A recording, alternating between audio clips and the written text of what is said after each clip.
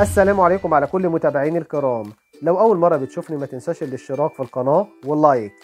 محمد ممدوح ينافس في رمضان 2023 بمسلسل من إخراج شقيقته.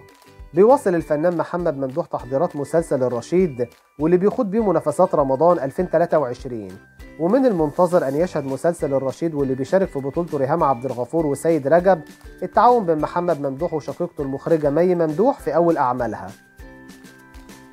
وبتتولى مي ممدوح إخراج المسلسل والمكون من 15 حلقة في تجربتها الفنية الأولى كمخرج بعد أكتر من 20 سنة. عملت خلالها كمساعد مخرج ثم مخرج منفذ مع عدد من المخرجين زي إسماعيل عبد الحافظ وكاملة أبو ذكري ومجد أحمد علي ومريم أبو عوف. وتعاون محمد ممدوح ومي ممدوح في فيلم بيبو وبشير عام 2011، حيث كان محمد ممدوح وجه جديد في مكانة شقيقته مساعدة للمخرجة مريم أبو عوف.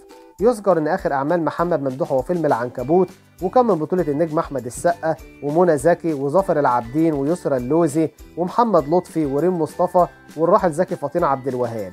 الفيلم كان من تأليف محمد ناير ومن اخراج احمد جلال.